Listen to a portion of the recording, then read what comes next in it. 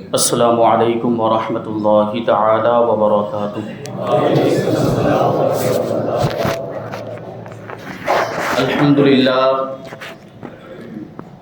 رب العالمین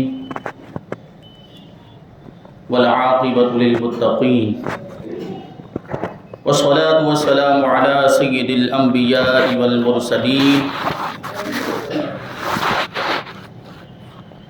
وعلى آلہ واصحابہ اجمعین، اما بعد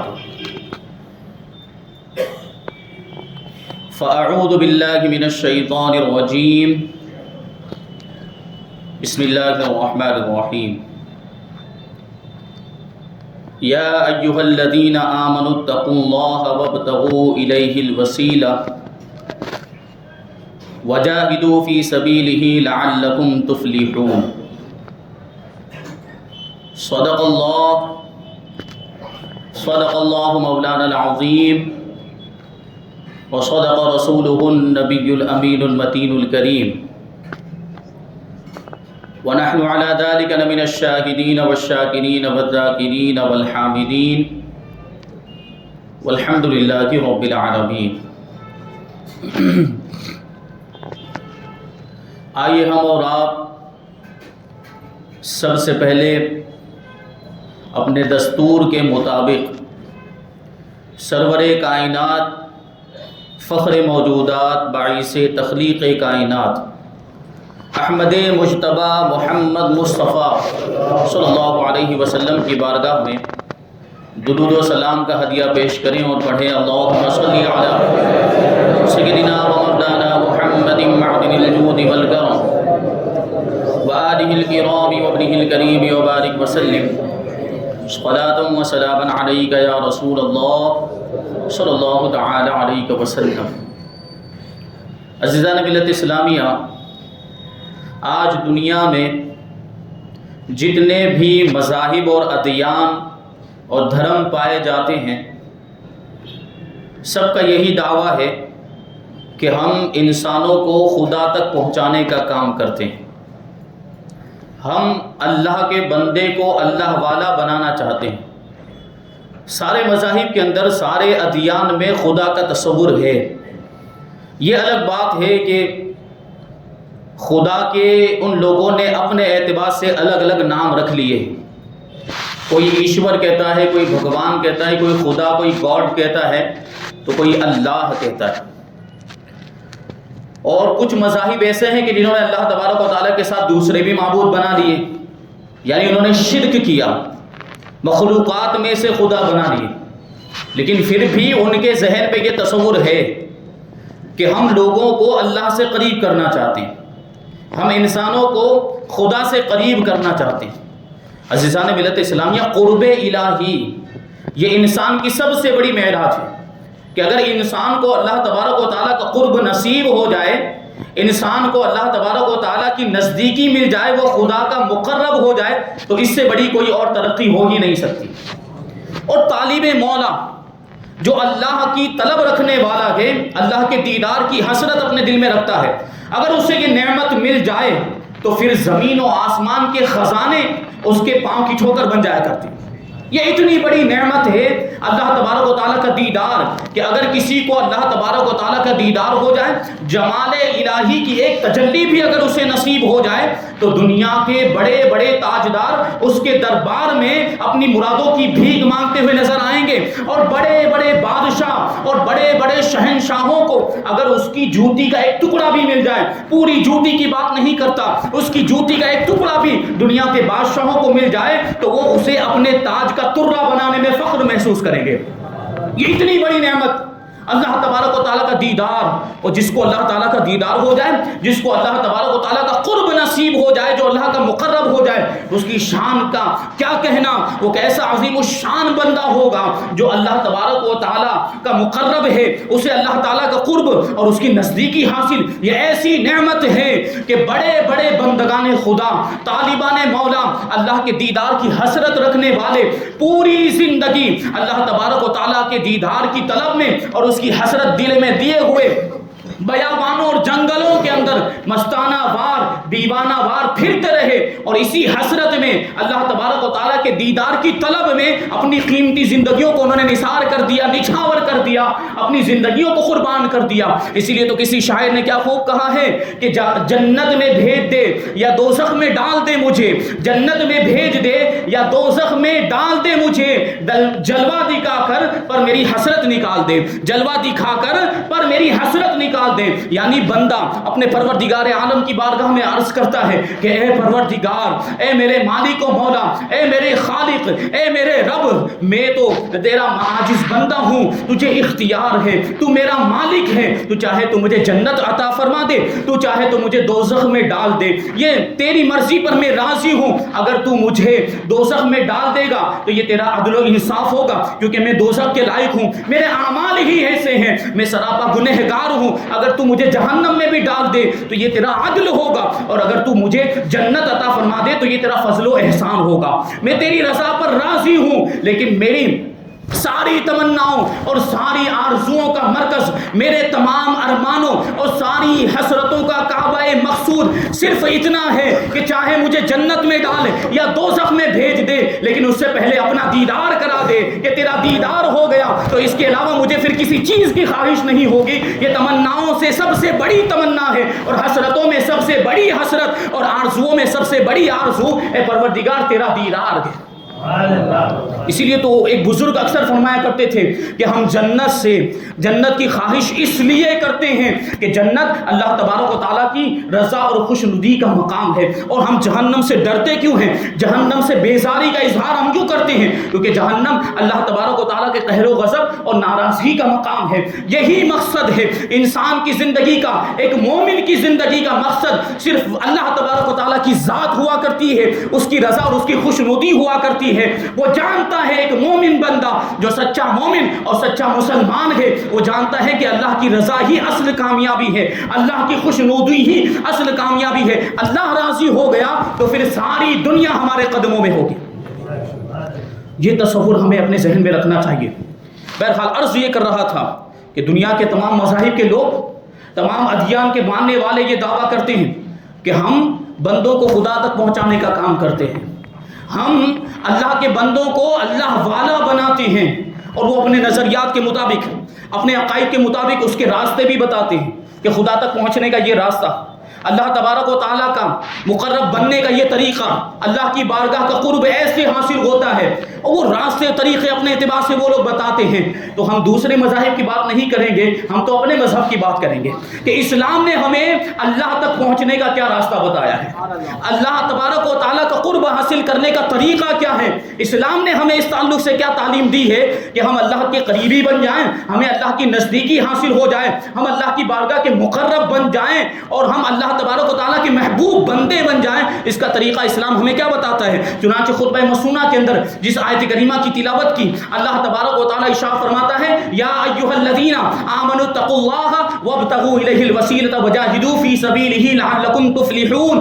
اے ایمان والو، اللہ سے ڈرو اور اس کی طرف وسیلہ تلاش کرو، اس کی بارگاہ میں وسیلہ ڈھونڈو اور اللہ کی راہ میں مجاہدہ کرو تاکہ تم فلاح پا جاؤ، تاکہ تم کامیابی پا جاؤ۔ اس آیت کریمہ میں آپ غور کریں گے تو اللہ تک پہنچنے کا راستہ بتایا گیا ہے، لیکن اللہ تک پہنچنے کے راستہ جو راستہ ہے اس کی 4 منزلیں ہیں۔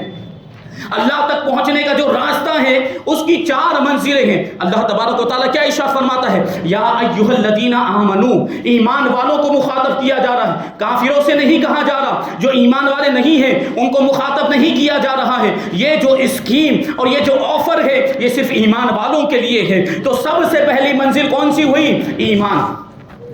سب سے پہلی منزل اللہ تک پہنچنے کی سب سے پہلی منزل ایمان ہے۔ کافر اللہ تک پہنچ ہی نہیں سکتا۔ جو کافر ہے وہ خدا کا انکار کرنے والا ہے، وہ منکر ہے، رسول اللہ کی رسالت کی گواہی نہیں دیتا، تو اسے اللہ کا قرب کیسے حاصل ہو سکتا ہے؟ تو سب سے پہلی منزل کون سی؟ ایمان ہے۔ اور دوسری منزل کیا ہے؟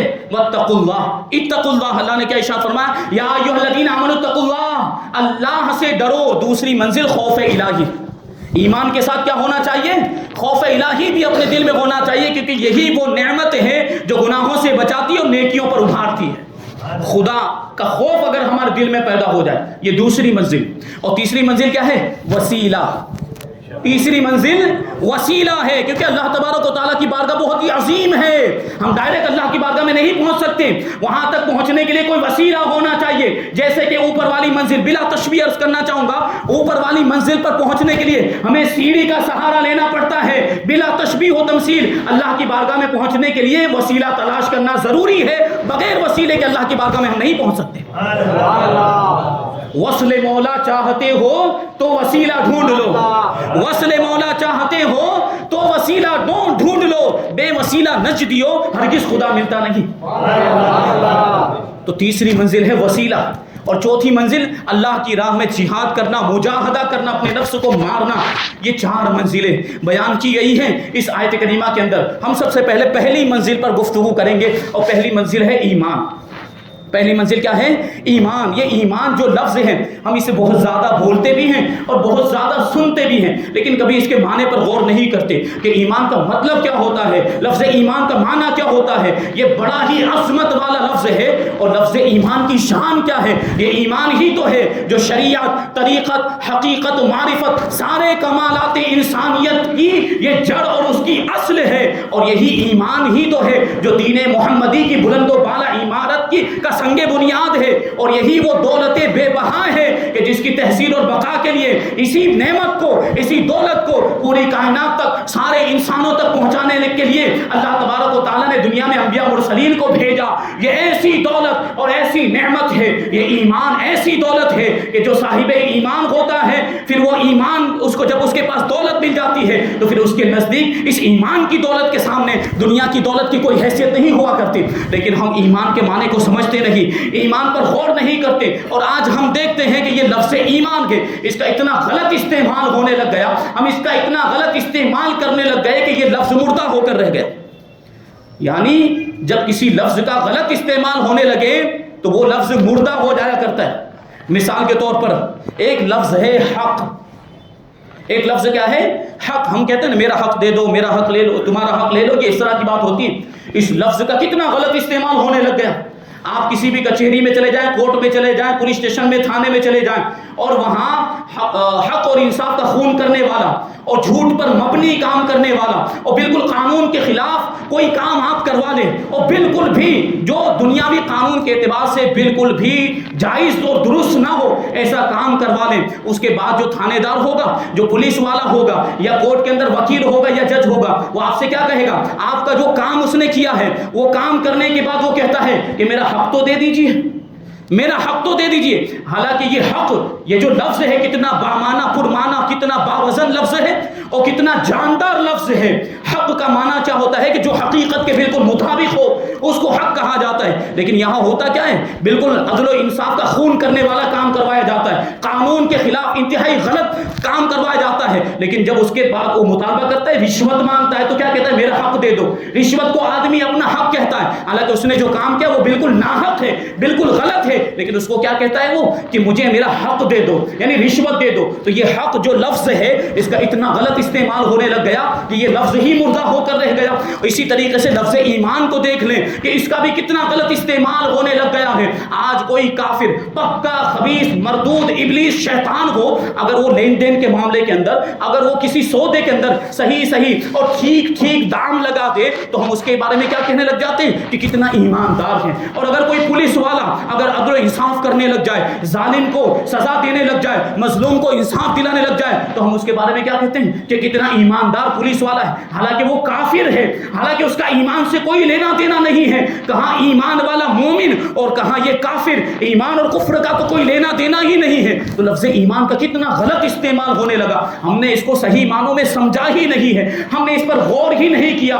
ہمارا ذہن و دماغ ایمان کے معنی اور مفہوم کی لذتوں سے آشنا ہی نہیں ہوا. ایک ایسا عظیم الشان لفظ ہے. ایمان کے بارے میں ہم سب سے پہلے جانیں گے، کیونکہ یہ جاننا بہت ضروری ہے کہ لفظ ایمان کا معنی کیا ہوتا ہے. لفظ ایمان یہ عربی زبان کا لفظ ہے اور اس کا معنی ہوتا ہے مان لینا. ایک آسان بات بتاؤں گا، بہت گہرائی میں نہیں. اس کا معنی کیا ہوتا ہے؟ مان لینا. قرآن مجید کے اندر جگہ جگہ پر آیا ہے آمنو باللہ و رسولی، اللہ اور اس کے رسول پر ایمان لاؤ، یعنی اللہ اور اس کے رسول کو مان لو. یہ ایمان کا سادہ مطلب آپ کو سمجھانے کے لیے میں نے کہہ دیا. اللہ اور رسول کو مان لو. اب یہاں پہ غور کرنا ہے ہم کو. صرف جاننا پہچاننا کافی نہیں، کیونکہ جاننا پہچاننا یہ اور بات ہے اور مان لینا اور بات ہے. جاننا پہچاننا یہ مومن ہونے کے لیے کافی نہیں، صاحب ایمان ہونے کے لیے کافی نہیں. اگر کوئی اللہ اور رسول کو جانتا پہچانتا ہے تو اسے مومن نہیں مانا جائے گا، اسے صاحب ایمان نہیں مانا جائے گا جب تک کہ وہ اللہ اور رسول کو مانتا نہیں.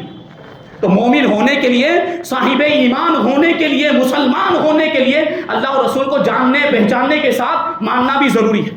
قرآن گواہ ہے. قرآن مجید کے اندر اللہ تبارک و تعالیٰ ارشاد فرماتا ہے یعرفونہ کما یعرفون ابناءہم، کہ یہ جو یہود و نصارہ ہے یہ نبی کریم صلی اللہ علیہ وسلم کو ایسے جانتے پہچانتے تھے جیسے اپنے بیٹوں کو جانتے پہچانتے تھے. تو جاننا پہچاننا کافی ہوتا تو یہود و نصارہ بہت بڑے مومن ہوتے، لیکن اس کے باوجود وہ یہود و نصارہ کو، عیسائیوں کو، یہودیوں کو مومن نہیں کہا گیا، کیونکہ انہوں نے رسول اللہ کو مانا نہیں تھا. وہ اپنی کتابوں میں پڑھ کر رسول اللہ کی علامتیں اور نشانیاں پڑھ کر رسول اللہ کو جانتے پہچانتے تھے، لیکن انہوں نے رسول اللہ کو مانا نہیں. اس وجہ سے وہ ایمان والے نہ ہوئے، وہ مومن اور صاحب ایمان نہ ہوئے. تو ضرورت کس بات کی ہے؟ ضروری کیا چیز ہے؟ جاننے پہچاننے کے ساتھ مان لینا، اور یہی ایمان ہے. الحمدللہ ہم اللہ اور رسول کو جانتے پہچانتے بھی ہیں اور مانتے بھی ہیں. یہ ایمان اتنی بڑی دولت ہے، ایمان ایسی بڑی نعمت ہے. اور مان لیتا ہے جب کسی آدمی، دنیا میں اعتبار سے ہم دیکھیں کہ کوئی آدمی کسی آدمی کو مان لیتا ہے تو پھر کیا کہتے ہیں؟ مان لیا تو مان لیا. جب کوئی کسی کو مان لیتا ہے تو پھر دنیا کی کوئی بھی طاقت اسے پھیر نہیں سکتی، اسے برگشتہ نہیں کر سکتی. دنیا کے اندر مخلوقات کی مثال آپ دیکھ لیں تو یہ جو بلبل ہے یہ پھول کو مانے ہوئے ہیں، یہ گلوں کو مانے ہوئے ہیں. پروانے نے شمع کو مان لیا ہے، چکور نے چاند کو مان لیا ہے. چکور ایک پرندہ ہوتا ہے. تو دنیا کی کوئی بھی طاقت بلبل کے دل سے پھول کی اور گلوں کی محبت نہیں نکال سکتی، پروانوں کو جو ہے شمع سے متنفر نہیں کر سکتی. اور چکور کی جب وہ چاند کی روشنی کو دیکھ کر مستانہ اڑان بھرتا ہے یہ جو پرندہ، تو اس کی اڑان پر کوئی دنیا کی طاقت روک نہیں لگا سکتی. پتا کیا چلا کہ جب کوئی کسی کو مان لیتا ہے تو پھر وہ ایسا مانتا ہے کہ پھر جس کو اس نے مانا ہے وہ دنیا کی کوئی طاقت اس سے برگشتہ نہیں کر سکتی. جب یہ دنیا کی مخلوقات کا یہ عالم ہے تو ہم تو اللہ رسول کو ماننے کا دعویٰ کرتے ہیں، اور ہمارے ایمان کا عالم کیا ہوگا؟ ہمارے مان لینے کی شان بان اور آن کیا ہوگی؟ چاہے دنیا میں سینکڑوں ہزاروں زلزلے آ جائیں، ہزاروں آندھیاں آ جائیں، چاہے طوفان آ جائے، چاہے یہ زمین پھٹ جائے یا آسمان ٹوٹ کر گر جائے، لیکن کیا مجال ہے کہ کسی مومن کا اللہ اور اس کے رسول سے رشتہ ٹوٹ جائے؟ یہ مومن جو ہوتا ہے ایمان والے کے نزدیک یہ ایمان کی جو دولت ہے یہ سب سے بڑی دولت ہوا کرتی ہے. ایک مومن اپنی ساری دولت، اپنی ساری کمائی، ساری بادشاہی، ساری شہنشاہی، اپنی اولاد، اپنی جان، اپنا مال، اپنے ماں باپ سب کو قربان کرنا گوارا کر سکتا ہے، لیکن اپنے ایمان کی دولت کو برباد کرنا گوارا نہیں کر سکتا، کیونکہ ایمان سے بڑھ کر کچھ بھی نہیں ہو سکتا. یہ ایمان ایسی دولت ہے کہ جس کے سامنے دنیا کی کوئی دولت بلکہ بڑے بڑے خزانے کوئی حیثیت نہیں رکھتے. بڑے سے بڑا خوف اور ڈر، بڑے سے بڑی امیدیں اور بڑی سی بڑی لالچیں بھی ایک ایمان والے کے پاؤں میں لغزش پیدا نہیں کر سکتی. کسی بھی جو ہے دشمن سے ڈرایا جائے، کسی بھی نامناسب بات سے اس کو ڈرایا جائے اور کوئی بھی نقصان پہنچانے کی دھمکی دی جائے یا لالچ دے دی جائے، بڑی بڑی بادشاہت کی لالچیں دے دی جائے، لیکن ایمان والوں کے قدموں میں لغزش نہیں آتی. وہ ایمان سے ذرا بھر بھی ہٹنے کے لیے تیار نہیں ہوتے. آپ نے صحابہ کرام کے واقعات دیکھے ہوں گے. بڑے بڑے صحابہ کرام جب وہ مسلمان ہو گئے تو ایمان لانے کی وجہ سے ان پر ظلم و ستم کے پہاڑ توڑے گئے. صحابہ کرام کو یہ گرم ریت پر لیٹا دیا جاتا تھا، کڑی دھوپ میں دوپہر کے وقت ریت پر کھلے بدن ان کو لیٹا دیا جاتا تھا، ان کو چٹائیوں میں لپیٹ کر ناک میں دھواں پہنچایا جاتا تھا، آگ کا دھواں پہنچایا جاتا تھا، ان کی کمر پر کوڑے مارے جاتے تھے، ظلم و ستم کے پہاڑ ان پر اس طرح توڑے جاتے تھے. لیکن یہ اللہ اور رسول کے ماننے والے اور توحید و رسالت کے مت والے یہ ایسے جانثار تھے کہ زیادہ ایمان سے بال کے کروڑویں حصے کے برابر منحرف نہیں ہوئے اور ایمان پر پہاڑ بن کر، استقامت کے پہاڑ بن کر یہ ڈٹے رہے اور ایمان سے انہوں نے ہرگز انحراف نہیں کیا. یہ صحابہ کرام کی زندگی، ان کی زندگی سے ہمیں سبق حاصل کرنا چاہیے کہ کیسے استقامت کے پہاڑ تھے، ایمان کے کیسے پیکر تھے کہ کوئی بھی طاقت ان کو ایمان سے ہٹا نہ سکی. ایک واقعہ حضرت عبداللہ ابن حذافہ رضی اللہ تعالیٰ عنہ کا یہ بیان کرنا چاہوں گا دلیل کے طور پر کہ حضرت عبداللہ ابن حذافہ 80 مجاہدین کے ساتھ رومیوں نے آپ کو گرفتار کر لیا. ملک شام میں رومیوں نے آپ کو گرفتار کر لیا. اب ہرقل بادشاہ کے سامنے حضرت عبداللہ ابن حذافہ رضی اللہ تعالیٰ عنہ کو پیش کیا گیا. تو ہرقل بادشاہ اس نے حضرت عبداللہ ابن حذافہ کو طرح طرح کا لالچ دے کر ورغلانا چاہا اور وہ کہنے لگا کہ اے عبداللہ، اگر تم عیسائی مذہب قبول کر لو تو میں اپنی چہیتی بیٹی کا نکاح تم سے کر دوں گا اور اپنی آدھی سلطنت کا تم کو بادشاہ بنا دوں گا. سوچیں کتنی بڑی سلطنت ہرقل بادشاہ کی، اور ایک اتنا بڑا بادشاہ اپنی بیٹی کا نکاح کرنے کے لیے تیار ہو گیا. لیکن یہ کوئی معمولی انسان نہیں تھے، وہ صحابی رسول تھے. وہ ایمان کو کیسے چھوڑ دیتے؟ ان کو ایمان کی دولت کی قدر تھی. وہ جانتے تھے کہ یہ ایمان کی دولت کیسی عظیم نعمت ہے. انہوں نے بڑی حقارت کے ساتھ ہرقل بادشاہ کی اس پیشکش کو ٹکڑا کیا اور کہا کہ یہ تیری بیٹی اور یہ آدھی سلطنت تو کیا چیز ہے، اگر تو زمین و آسمان کی بادشاہت بھی میرے قدموں میں لا کر رکھ دے، میں ایمان سے منحرف ہونے والا نہیں ہوں. میں زمین و آسمان کی دولت کو اپنے ایمان پر قربان کرتا ہوں، رسول اللہ کی اور اللہ کی محبت پر قربان کرتا ہوں. اب وہ بادشاہ تھا، وہ غصے میں آ گیا اور اس نے کہا کہ اگر تم نے نصرانی مذہب قبول نہیں کیا، اگر تم لوگوں نے عیسائی مذہب قبول نہیں کیا تو میں ایک آگ میں جو ہے کہ ایک کڑاہی کے اندر ایک تیل گرم کرواؤں گا اور اس کے اندر تم سب کو ڈال دوں گا اور جلا دوں گا. تو حضرت عبداللہ ابن حذافہ جواب دیتے کہ ایسی لاکھوں دھمکیاں بھی ہمارے ایمان کو چھین نہیں سکتی، ہمارے پائے سبات میں لغزش نہیں لا سکتی. ہزاروں دھمکیاں دے لو. اب وہ ہرقل بادشاہ نے حکم دیا تو وہ کڑاہی کے اندر ایک دیگ کے اندر تیل گرم کیا جانے لگا، تیل کو پکایا جانے لگا، وہ تیل کھولنے لگا. اب جب وہ تیل گرم ہو گیا اور تیل کھولنے لگا تو بادشاہ نے کہا کہ پہلے قید خانے میں سے، جیل میں سے ایک قیدی لایا جائے اور عبداللہ ابن حذافہ کے سامنے اس قیدی کو اس کھولتے ہوئے تیل میں ڈالا جائے تاکہ ان کے لیے عبرت ہو جائے. چنانچہ جو جلاد تھے وہ قید خانے میں سے، وہ جیل میں سے ایک قیدی کو لے کر آئے اور اسے اس کھولتے ہوئے تیل کے اندر ڈال دیا اور تھوڑی ہی دیر کے اندر وہ اس طریقے سے جل بھن گیا کہ ہڈیوں کے سوا کچھ بھی باقی نہیں رہا. اب ایسا منظر دیکھنے کے بعد کلیجوں میں جو سینوں میں کلیجے ہوتے ہیں دل دہل جایا کرتے ہیں، کلیجے بو کو آ جاتے ہیں. لیکن حضرت عبداللہ ابن حذافہ رضی اللہ تعالیٰ عنہ یہ ایمان کے پیکر تھے اور ایسے ایمان پر مستقیم تھے کہ آپ کے قدموں میں ذرا سی بھی لڑکھڑاہٹ نہیں آئی اور آپ دیکھتے رہے. اب جب جلادوں نے حضرت عبداللہ ابن حذافہ رضی اللہ تعالیٰ عنہ کو اس کھولتے ہوئے تیل میں ڈالنے کا ارادہ کیا تو حضرت عبداللہ ابن حذافہ رونے لگ گئے.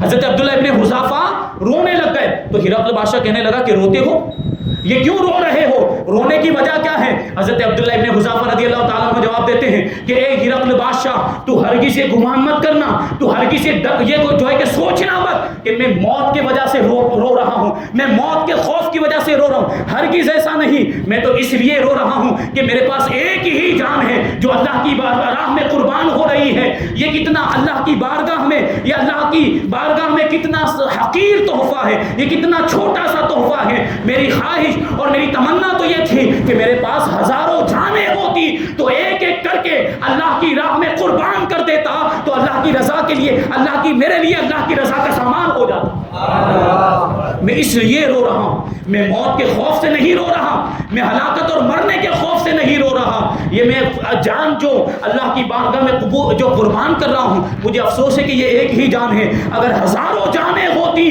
تو میں وہ بھی اللہ کی راہ میں قربان کر دیتا. جان دی ہوئی اسی کی تھی، جان دی ہوئی اسی کی تھی.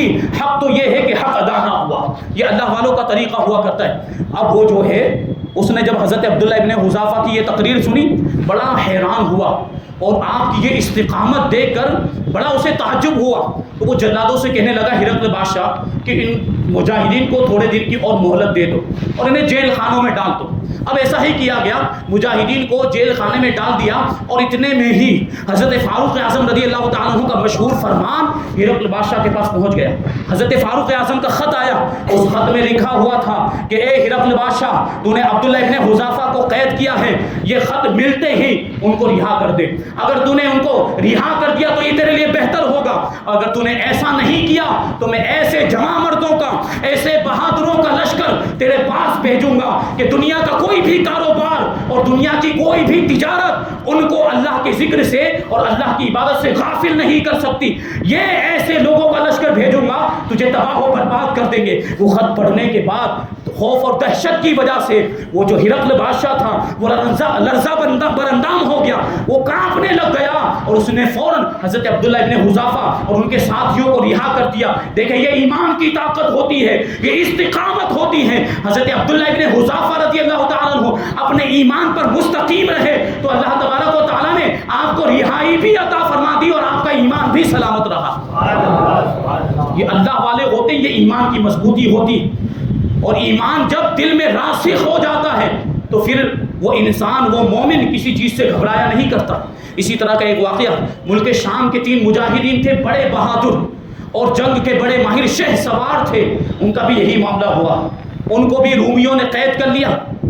اب ان کو بھی بادشاہ نے آفر کی کہ اگر تم عیسائی مذہب قبول کر لیتے ہو، نصرانی مذہب قبول کر لیتے ہو تو میں اپنی شہزادیوں کا تم سے نکاح کر دوں گا اور بادشاہت میں تمہیں حصہ دوں گا، لیکن انہوں نے انکار کر دیا۔ تو ان کے لیے بھی تیل کو گرم کیا گیا، ایک بڑی دیگ کے اندر 3 دیگیں لائی گئی، 3 بھائی تھے تو تینوں بھائیوں کے لیے 3 دیگیں لائی گئی اور ان میں روغن اور تیل ڈال کر اس کو گرم کیا گیا، اس کو خوب پکایا گیا اور 3 دن تک اس کو جلایا جاتا رہا، اور روزانہ وہ تیل ان کے سامنے پیش کیا جاتا، تینوں بھائیوں کے سامنے پیش کیا جاتا اور ان سے مطالبہ کیا جاتا کہ عیسائی مذہب قبول کر لو ورنہ اس میں غوطہ لگانے کے لیے تیار ہو جاؤ، اس تیل میں کودنے کے لیے تیار ہو جاؤ۔ لیکن وہ ایمان والے ایسے مضبوط ایمان والے تھے کہ انہوں نے نصرانی مذہب کو قبول کرنے سے انکار کر دیا۔ اب کیا ہوا، وہ کھولتے ہوئے تیل کے اندر پہلے بڑے بھائی کو ڈال دیا گیا، اب دوسرے بھائی جو منجلا جو بیچ والا جو بھائی تھا اس کو بھی کھولتے ہوئے تیل کے اندر ڈال دیا۔ یہ دونوں بھائی جو تھے، بڑا بھائی اور منجلا بھائی، یہ دونوں یا محمد کہتے ہوئے، یا رسول اللہ کہتے ہوئے اس کھولتے ہوئے تیل کے اندر انہوں نے غوطہ لگا دیا اور شہادت کا جام نوش فرما دیا۔ لیکن تیسرا جو بھائی تھا اس کی عمر کچھ کم تھی، تو ایک درباری کو اس پر رحم آ گیا، جو بادشاہ کا درباری تھا اس کو اس پر رحم آ گیا، اور وہ بادشاہ سے کہنے لگا کہ اس کو 40 دن کی مہلت دے دی جائے، میں اسے لے کر اپنے گھر جاتا ہوں اور اسے بہلا پھسلا کر اس کو نصرانی بنا دوں گا۔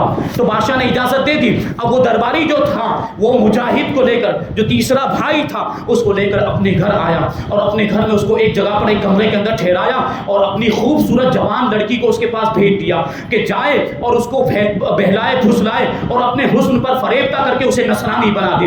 اب ادھر یہ وہ اس کی خوبصورت لڑکی آئی، جیسے نصرانی اور یہودیوں کا معاملہ کیا کہ ان کے لیے ان کی ماں بہنوں کی عزت بھی کوئی حیثیت نہیں رکھتی ہے، وہ اپنے مذہب اور اپنے مطلب کو نکالنے کے لیے اپنی ماں بہنوں کی عزتیں بھی قربان کر دیا کرتے ہیں، یہ ان کے معاملات ہوا کرتے ہیں۔ تو اس نے اپنی جوان بیٹی کو بھیج دیا، اس کی عزت کو بھی قربان کر دیا کہ وہ اپنے جال میں اس کو پھانس لے اور اس کو نصرانی بنا دے۔ لیکن وہ مجاہد، یہ کوئی معمولی مجاہد نہیں تھا، بڑا متقی و پرہیزگار مجاہد تھا۔ اس نے جو ہے کہ وہ فریفتہ ہونے کی بات تو دور کی بات ہے، فدا ہونا تو دور کی بات ہے، اس نے تو اس پر توجہ بھی نہیں دی۔ اس مجاہد کا معمول یہ تھا کہ وہ دن میں روزہ رکھا کرتا تھا اور رات میں پوری رات نوافل پڑھ کے پوری رات گزار دیا کرتا تھا، وہ اس لڑکی پر توجہ ہی نہیں دیتا تھا۔ اب یہاں تو معاملہ الٹا ہو گیا، اس کو بھیجا گیا تھا اس لیے کہ وہ مجاہد اس لڑکی پر فدا ہو جائے، اس کے حسن و جمال پر فریفتہ ہو جائے، لیکن یہاں الٹا ہو گیا، برعکس ہو گیا۔ لڑکی نے جب مجاہد کا تقویٰ اور پرہیزگاری دیکھی، لڑکی نے جب مجاہد کی عبادت اور ریاضت کو دیکھا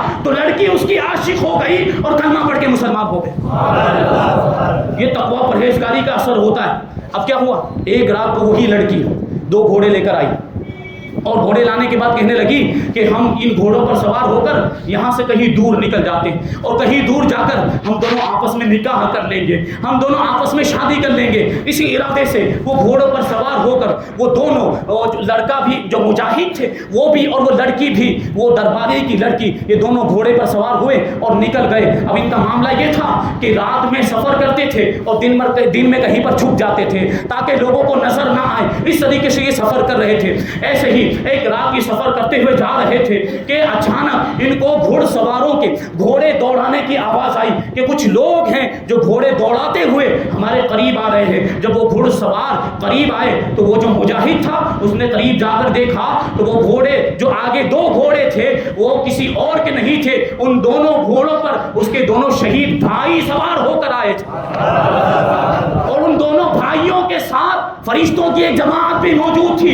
تو یہ جو بھائی تھا, چھوٹا بھائی, اس نے قریب جا کر اپنے دونوں بھائیوں کو سلام کیا اور حالت دریافت کی. تو ان دونوں نے جواب دیا کہ جیسے ہی ہم اس کھولتے ہوئے تیل کے اندر کودے ہیں ہم جنت الفردوس میں پہنچ گئے. اللہ تبارک و تعالیٰ نے ہمیں جنت الفردوس میں مقام عطا فرمایا, یہ شہادت کا مرتبہ ہمیں مل گیا. پھر ہم نے اللہ تبارک و تعالیٰ کی بارگاہ میں اجازت طلب کی کہ ہم آپ کی شادی میں شریک ہونا چاہتے ہیں. اللہ تبارک و تعالیٰ کے حکم سے ہم آئے ہیں تاکہ اس نیک لڑکی کے ساتھ جو تمہاری شادی ہونے والی ہے اس میں ہم شریک ہو جائیں. چنانچہ وہ جوڑے کی جب شادی ہوئی تو اس کے دونوں شہید بھائیوں نے بھی اس میں شرکت کی ہے اور فرشتوں کی جماعت نے بھی اس میں شرکت کی ہے. جو اللہ کی راہ میں قربان ہو جاتا ہے, جو اللہ کی راہ میں شہید ہو جاتا ہے, اس کے مرتبے دیکھیں.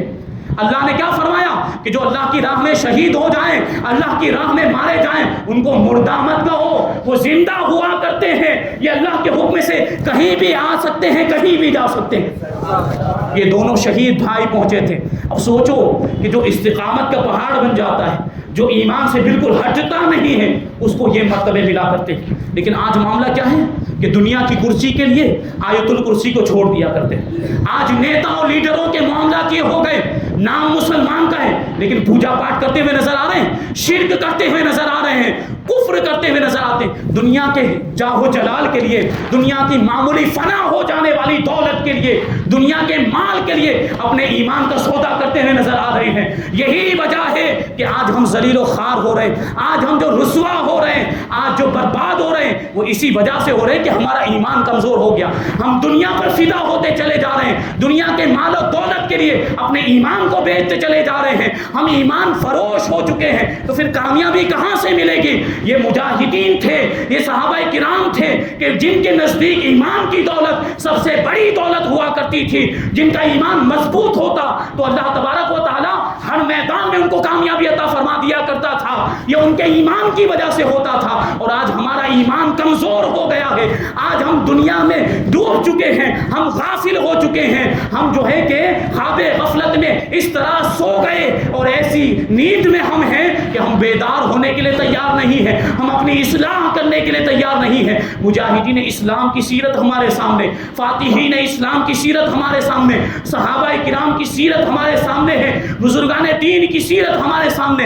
ہم سنتے بھی ہیں, ہم ان کو جانتے ہیں, پڑھتے بھی ہیں, لیکن اس کے باوجود اس پر عمل کرنے کے لیے تیار نہیں. ہم دیکھ رہے ہیں کہ مجاہدین کامیاب تھے, ایمان کی وجہ سے کامیاب تھے, ایمان کی مضبوطی کی وجہ سے کامیاب تھے. ہم اس کو جان بھی رہے ہیں کہ ایمان ہی کامیابی دلانے والی چیز ہے, یہ ایمان ہی ہے جو کامیابی کی پہلی سیڑھی ہے. لیکن اس کے باوجود ہم اپنے ایمان کو مضبوط کرنے کی کوشش نہیں کرتے. ایمان مضبوط کرنا چاہتے ہیں تو سب سے پہلے اپنی اصلاح کریں, اپنے اعمال کو سدھاریں, اللہ کی اطاعت کریں, اللہ کی فرما برداری کریں, رسول اللہ کی اطاعت کریں, رسول اللہ کی فرما برداری کریں. اسلام کے سانچے میں اپنے آپ کو ڈھال لیں اور اپنا اخلاق و کردار اسلامی اخلاق و کردار بنا لیں تو دنیا کی ساری کامیابیاں آپ کے قدم چومتی ہوئی نظر آئیں گی. اگر ہم چاہتے ہیں کہ ہمیں کامیابی مل جائے تو اسلام سے اپنے رشتے کو مضبوط کرنا ہوگا.